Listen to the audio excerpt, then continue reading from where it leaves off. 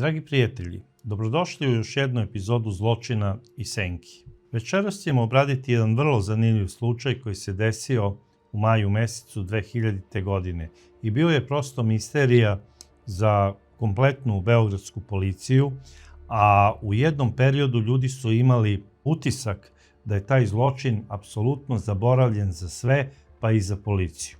Naravno, govorili su samo najbliži još uvek pamte ove ljude, a svi ostali više se i ne sjećaju šta se to zapravo desilo 12. maja 2000. godine u ranim jutarnjim časovima. Naime, misterija ove priče počinje kada je vozač firme koja se bavi uvozom i izvozom obuće došao kako bi doneo neki pazar svome gazdi. Ušao je u prostorije firme koja se nalazila u ulici doktora Ivana Ribara, broj 98 na Novom Beogradu. To je firma Base International koja se bavila, kao što sam rekao, uvozom i izvozom obuće i trebao je da nađe svog gazdu Nenada da bi se s njim dogovorio kada treba da ide po novu turu robe i materijala koji im je potreban. Međutim, kada je ušao u prostorije same firme, ono što ga je zaprepastilo, pronašao je beživotna tela svoga gazde, njegove supruge i sekretarice koja je radila u firmi. Naravno, odmah je pozvao policiju, policija je došla i utvrdila je identitet osoba koje su bile u kancelarijama ove firme i naravno došla je tu i hitna pomoć, međutim samo je mogla da konstatuje smrt. Tela koja su se tamo nalazila bila su beživotna tela Nenada Bukinca, zatim njegove supruge Pinelopi Papanaku, zvane Popi, i sekretarice Slađane Jeftić. Ko su zapravo bili ovi ljudi? Kao što sam rekao, Nenad Bukinjac, star 41 godinu, rođen je 1959. godine, bio je vlasnik te firme koja se bavila uvozom i izvozom obuće i uglavnom je poslovao sa Grčkom, odnosno sa Solunom i sa nekim firmama iz okoline Soluna. I ne samo poslovno, ovaj čovjek je bio i familijarno vezan za Grčku, jer je i njegova supruga Popi iz Grčke. Naime, Pinelopi Papanaku, zvana Popi, rođena je 1961. godine u Kateriniju. Ona je iz jedne trgovačke porodice, a najverovatnije kasnije, da li kroz posao ili preko nekog letovanja, upoznala je i svog supruga Nenada. Oni su se venčali i dobili su i 3 dece. Njihova deca su živela u Kateriniju i naravno Nenad i njegova supruga su došli za Beograd 2000.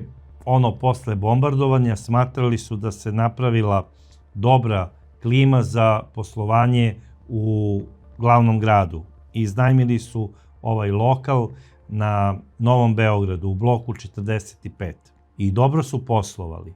To su svi govorili. Takođe, jedna od žrtava bila je i Slađana Jeftić, stara 38 godina, koja je rođena 1962. godine i bila je sekretarica u ovoj firmi, uvek nasmejana i vesela. Ljudi iz te zgrade govorili su da ih pamte kao jednu veoma sređenu i uređenu firmu, da su uvek bili nasmejani, da su uvek bili ljubazni prema svima i na kraju krajeva imali su neke, kako su govorili, svetske manire. Stanovali su u istoj zgradi gde im je i bila firma, tako da su bili dobro poznati. Neretko kada su tu bila i deca, kada su boravila u stanu kod svojih roditelja, deca su se svima javljala iz zgrade, svi su ih onako znali i deca su volela da se igraju sa ostalom decom iz zgrade. To je bila porodica koja je bila po govoru njihovih komšija sasvim normalna. I kada se desilo trostruko ubistvo u firmi gdje su radili, Špekulisalo se da ih je ubila mafija, te iz ovog razloga, te iz onog, te navodno da je Nenad nekom čoveku pozajmio neki veliki novac i možda je taj neko naručio likvidaciju. Jer po govoru radnika Nenadove firme, oni nisu znali da je Nenad ikada držao neku veliku količinu novca u svojoj kancelariji, koja bi bila zapravo mamac za kriminalce koji su tada harali po Beogradu. Još uvek su i te 2000. godine ulice Beograda bile prekrivene onim velom nekog prokletstva koje je dolazilo iz 90-ih i ljudski život je vredeo kao jedan metak. A toga dana ovaj ubica koji je ubio, ili više njih koji su ubili ovo troje ljudi, ispucali su 20 metaka. Mada kasnije, kako je veštačenjem utvrdila beogradska policija, došli su do zaključka da je svih 20 metaka ispucano iz jednog oružja i da je ovo troje ljudi stradalo na sledeći način. Tako što je neko prvo ubio Nenada, zatim njegovu suprugu Popi, a onda sekretaricu Slađanu. I obratio se tadašnji direktor policije, rekao je da će dati sve od sebe da se u najhitnijem roku pronađe ubica i da će biti izveden pred lice pravde. I policija je počela da radi na ovom slučaju maksimalno sa svim raspoloživim sredstvima i sa kompletnim ljudstvom koje je u tom trenutku raspolagala. Poslala je čak i grupu operativaca za Grčku, kako bi se tamo u Kateriniju raspitali kompletno o Nenadovom poslovanju u tom delu Evrope, odnosno kod naših južnih suseda. Tačnije, kompletna ta solunska regija je bila maltene prorešetana od strane naših operativaca uz saradnju sa grčkim kolegama, kako bi došli do saznanja kako je Nenad poslovao i da li je imao neke velike transakcije sa ljudima iz solunske regije koji su radili obuću. Od grčkih kolega su takođe tražili da se raspitaju da li slučajno Popi, supruga gospodina Nenada, nije imala nekog ljubavnika tamo u Grčkoj, pa je možda neka ljubomora odjednom eksplodirala kod nekog i da je on izvršio ovaj strašan zločin. Međutim, nisu došli do nikakvog saznanja. Ono što su saznali, to je da je gospođa Popi bila veoma časna i poštena žena, da nije imala nikakve afere, da je za nju porodica bila svetinja i da je beskrajno bila zaljubljena u svog supruga Nenada.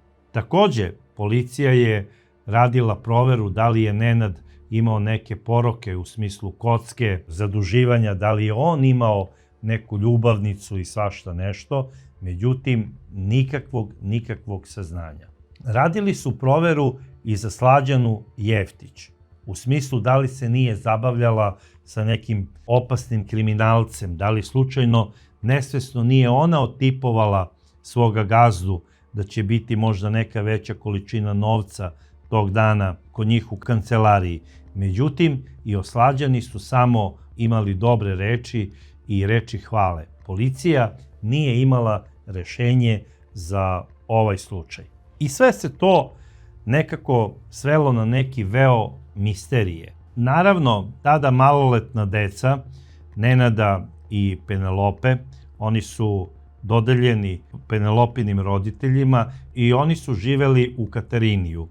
Kasnije ova deca su nastavila školovanje i studije u Solunu, to su sada već uveliko velika i punoletna deca, zapravo ljudi koji su stvorili svoje porodice. I upravo kada su svi maltene zaboravili ovaj slučaj, kada su svi mislili da su najverovatniji policajci digli ruke od svega toga, kada više niko nije ni spominjao da je u toj ulici postojala neka firma gde je stradalo troje ljudi, desilo se nešto što je maltene odjeknulo kao grom iz vedra neba. Naime, u vestima, a i u novinama, na stranicama koje su objavljivale događaje i vesti iz Crne hronike, osvanuli su naslovi da je upravo uhapšen jedan mladi čovek koji se vraćao sa letovanja iz Grčke i koji je baš bio u toj regiji Soluna na letovanju, najverovatnije u Paraliji, i da je uhapšen zato što je pre 15 godina izvršio krivično delo trostrukog ubistva u ulici doktora Ivana Ribara, broj 98. I svi su bili onako prosto iznenađeni. A naslovi su tog 28. jula 2015. godine glasili: pravda je spora, ali dostižna. Pa onda u onom stilu: policija ipak radi svoj posao, koliko god da neko misli da je bezbedan i da je uradio savršeni zločin, ruka policije ih kad tad dohvati. I novine su objavile i slike tog mladog čoveka. I on uopšte nije delovao kao neko ko bi učinio takav zločin. Pogotovo nije delovao kao neko ko bi ubio dve mlade žene. Međutim, kada je iz policijskog pritvora sproveden kod istražnog sudije, ovaj mladić je u prisustvu svog advokata kod istražnog sudije priznao ovaj zločin iz 2000. godine. Svi su bili iznenađeni, ali ne i policija, zato što je on bio stari znanac policije. A o kome se zapravo radilo? Radilo se o Borisu Stevanoviću, mladiću koji je rođen 1977. godine na Cetinju, Crna Gora. Rođen je u policijskoj porodici.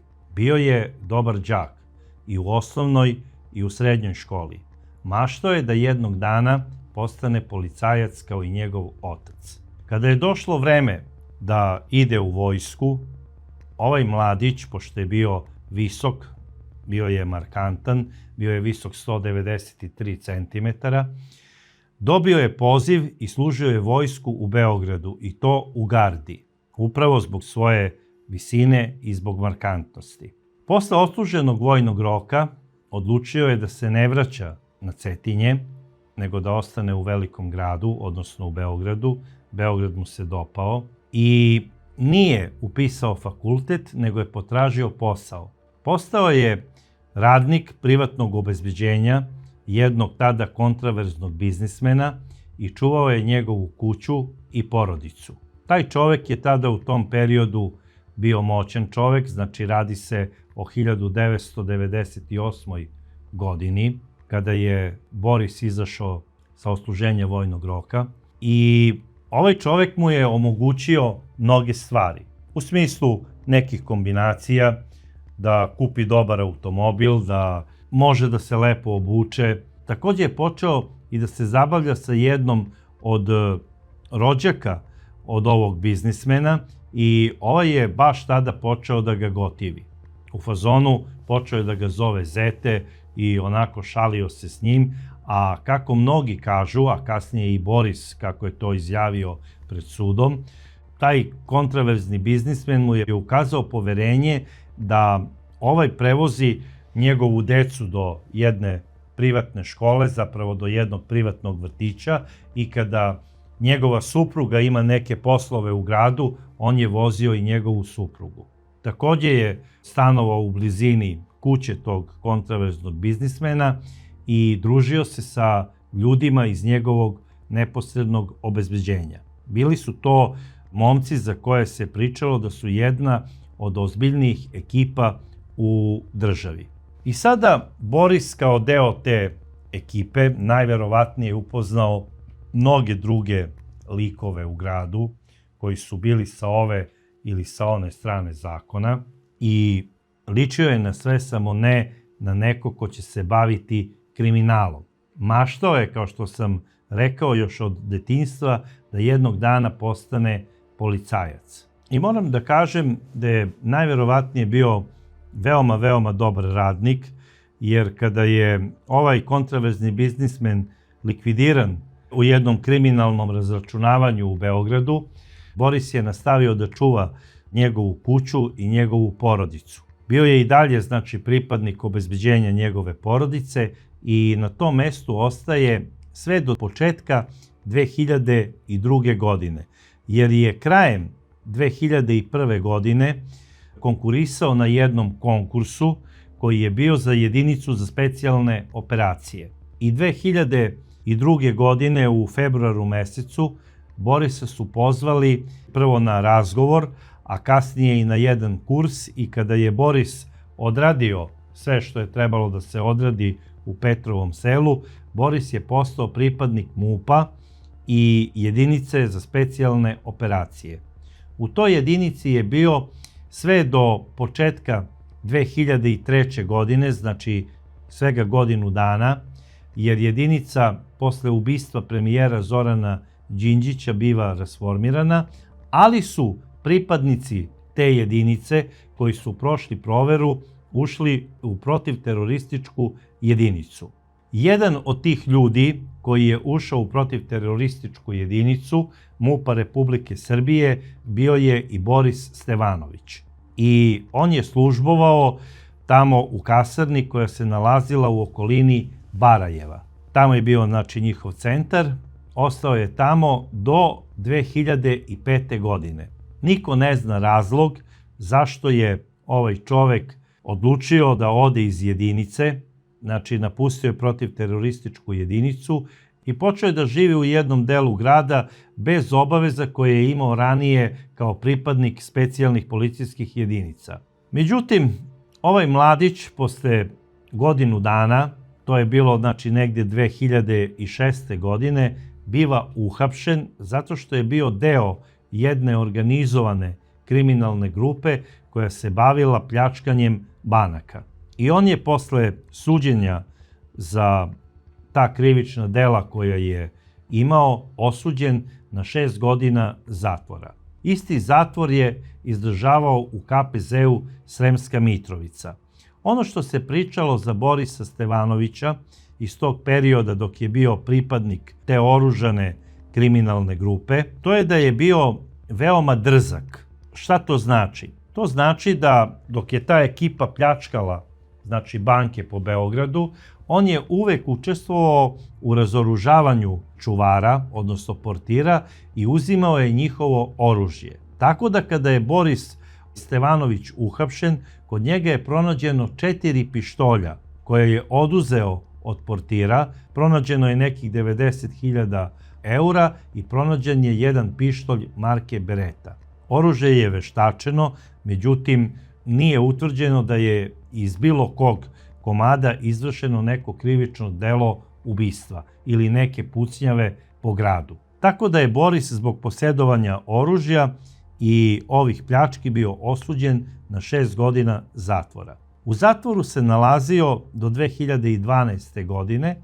a onda izlazi posle izdržane kazne i upoznaje jednu devojku sa kojom počinje da se zabavlja i koju je i zaprosio. Ista je prihvatila brak, oni su se venčali i dobili su dete.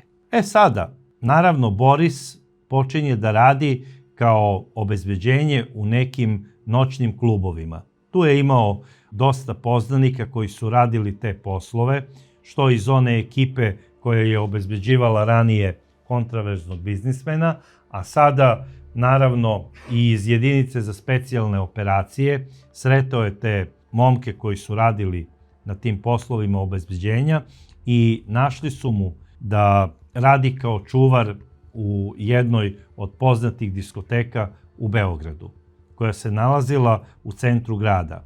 Sada, Boris je tu radio skoro 2 godine, rekao sam, dobio je i dete, odlučio je najverovatnije da se smiri, odlazi sa suprugom na more te 2015. godine i posle povratka s mora biva uhapšen pod optužbom da je izvršio krivično delo trostrukog ubistva 2000. godine na Novom Beogradu. I na prvom saslušanju kod istražnog sudije Boris Stevanović je priznao da je uradio ovo krivično delo ubistva. Tada je radio još uvek kao obezbeđenje na čuvanju kuće tada već pokojnog biznismena i, kako kaže, od jednog svog prijatelja dobio je ponudu da za par desetina hiljada maraka likvidira Nenada Bukinca. Nije znao razlog zašto ovaj čovjek treba da bude likvidiran, ali je to prihvatio. Ušao je maskiran tamo u kancelariju, bili su prisutni Nenad, njegova supruga Popi i sekretarica Slađana. On ih je likvidirao iz heklera sa prigušivačem. Ispucao je 20 metaka i tačno je ispričao onaj redosled ubistva kako je istraga i ustanovila na veštačenju, odnosno na uviđaju. Prvo je pucao u Nenada, što je razumljivo, jer je pretpostavljao da je Nenad bio naoružan, kao što jeste bio naoružan, imao je doduše pištolj u fioci, ali da je pucao prvo u sekretaricu ili u njegovu suprugu, sigurno bi Nenad pokušao da zaštiti sebe i svoju porodicu, odnosno svoje radnice. I to je odlično Boris znao, ubio je prvo njega sa 6 metaka, a onda je likvidirao njegovu suprugu Popi, da bi kasnije likvidirao i Slađanu. Sve je to po opisu kako je ispričao Boris trajalo 10 sekundi. I kaže da ništa nije uzimao iz kancelarije, u smislu novca ili nekih dragocenosti. Međutim, kasnije, kako je policija radila uviđaj, oni su došli do zaključka da je najverovatnije Boris pronašao i neku količinu novca u ovoj kancelariji i da je poneo taj novac sa sobom. O kojoj količini novca se tačno radi, to policija nikada nije uspela da utvrdi. Boris nikada nije priznao da je bilo šta uzeo iz ove kancelarije. Tako da to može da se sada vodi samo kao pretpostavka da li je nešto pokupio ili ne. Ono što je zapravo bitno, to je da je Boris Stevanović priznao izvršenje krivičnog dela trostrukog ubistva zbog novca. Naime, on je odradio posao plaćenog ubice i to je na kraju krajeva utvrdio i sud. Sada, motivi za ovo krivično delo ostali su nejasni i na samom suđenju, jer Boris nije hteo da kaže ko je naručio to ubistvo, a na kraju krajeva možda zaista nije ni znao. Možda je samo znao posrednika koji sada u tom trenutku suđenja možda nije ni bio živ. Prošlo je 15 godina. Možda je on bio tada u tom trenutku već i likvidiran zbog nekih ko zna kakvih dugova, akcija ili bilo čega. Ono što je sigurno, to je da je Boris najverovatnije, da li iz poštovanja prema tom čoveku ili možda iz straha zbog osvete, zbog svog deteta i supruge, možda nije smeo da kaže o kome se radi. Bez obzira što su novinari špekulisali da je Boris ponudio tužilaštvu nagodbu, što po zakonu i ima pravo. U smislu, ako vam kažem ko je naručilac ubistva, umesto najstrože vremenske kazne da dobijem polovinu. Međutim, kasnije Borisov advokat je rekao da njegov branjenik nikada nije tužilaštvu predložio takav vid nagodbe, jer on zapravo i ne zna, kako je rekao advokat, ko je naručilac tog ubistva. Sada, kako je moguće da on to ne zna? Moguće je. Pre svega, zato što je Boris Stevanović tada radio kao obezbeđenje u jednoj veoma ozbiljnoj i opasnoj ekipi u gradu.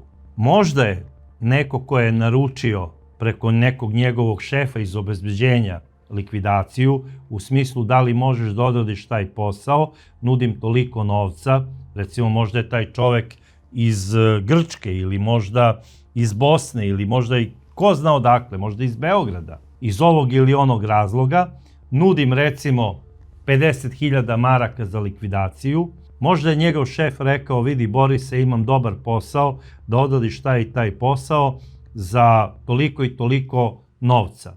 Možda mu je dao polovinu ili možda trećinu od onog novca koji je uzeo i Boris je otišao i odradio je taj posao. I sada, pošto možda je još uvek živ taj čovjek koji je to naručio, on se plaši osvete. Znači, ja ne znam o kome je čoveku reč, na kraju krajeva to nije utvrdio ni sud. Ono što je utvrdio sud, to mogu da kažem da je Boris izvršio ovo krivično delo, jer, kako su rekli, poklopio se i DNK nalaz sa čaura koje su pronađene prilikom izvršenja ovog krivičnog dela. Naime, Boris je ostavio posle te pucnjave čaure, što pravi profesionalac ne radi.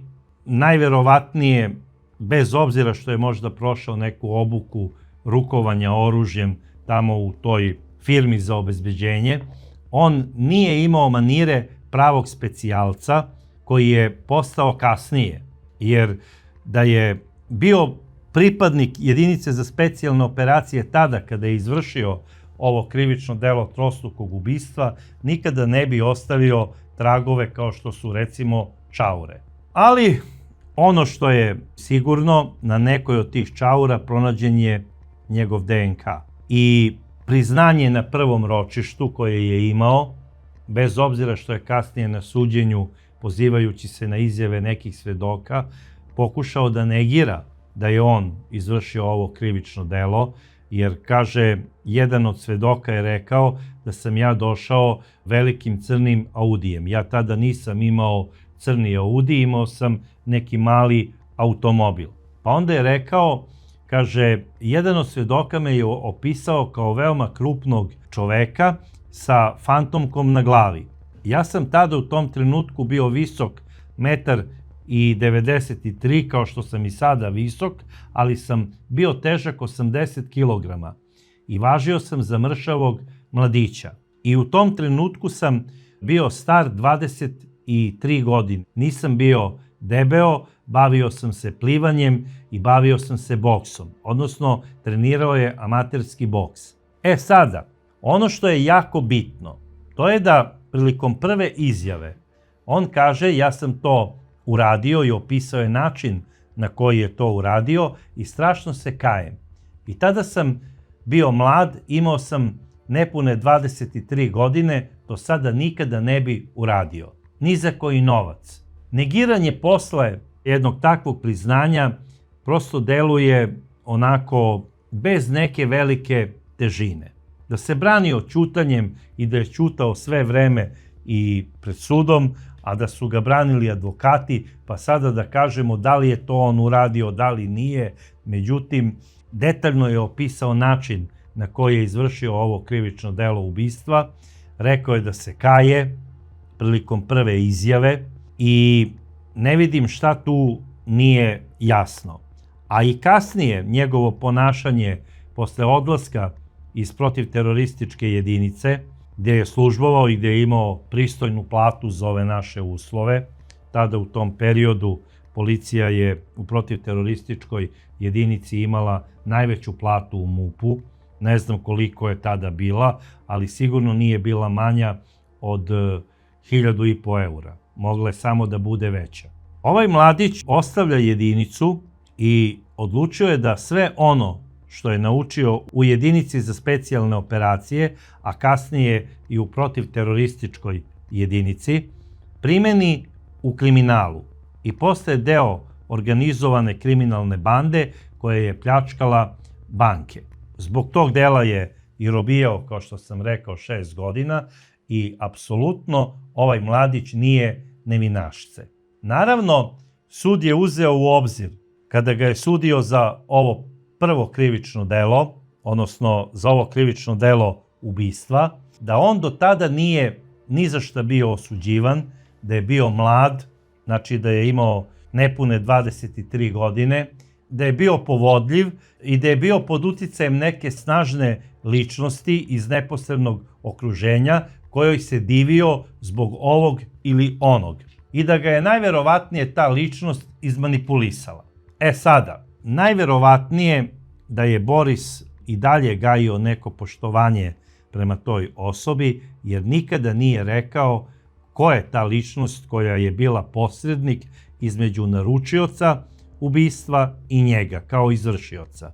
Ono što je sud uzeo u obzir, to je njegova mladost, ali ono što sud nije uvažio, to je ta neka njegova prirodna predispozicija ka vršenju kriminala. Jer naravno, ono što je uradio kasnije 2006. godine, zbog čega je bio osuđen, nije moglo da mu se uzme kao otežavajuća okolnost, jer delo za koje mu se sudi urađeno je 6 godina pre toga. Ovaj mladi čovek koji ima u trenutku suđenja 38 godina, od strane tužilaštva je okarakterisan kao veoma opasna osoba i tražili su najstrožu vremensku kaznu, odnosno 40 godina zatvora. Advokati su rekli, nemojte sada da idemo na 40 godina, ajde da idemo na neku blažu varijantu iz tog perioda. On je tada bio mlad, sigurno mu ne bi sud izrekao smrtnu kaznu, mogla bi u najgorem slučaju da to bude kazna zatvora od 20 godina, odnosno smrtna kazna da bude zamenjena kaznom zatvora od 20 godina, jer je u pitanju trostruko ubistvo, a mogla bi da bude kazna i od 15 godina. Međutim, sud je odbacio ovaj predlog Borisove odbrane i Boris je osuđen na 40 godina zatvora.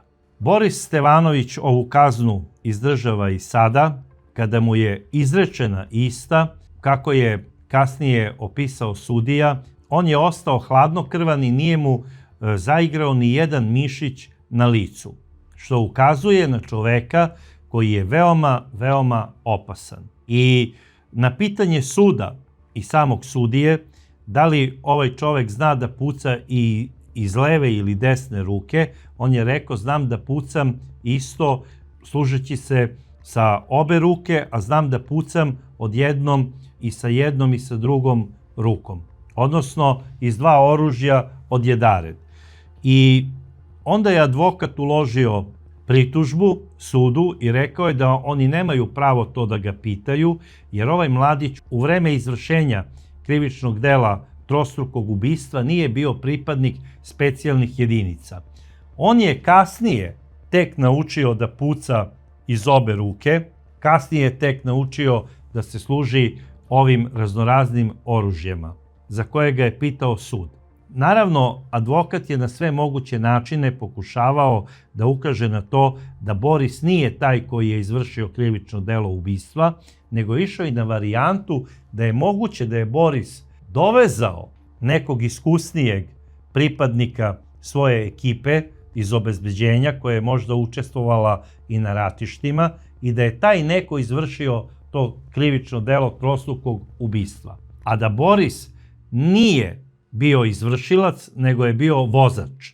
Također je advokat pokušao da ukaže na to da je najverovatnije u tome razlika između onoga što je video svedok, da je izašao iz Crnog Audija markantan, krupan čovek koji je imao preko 100 kilograma, da je imao veoma sportsku i razvijenu građu i da je odmah posle toga brzo izašao.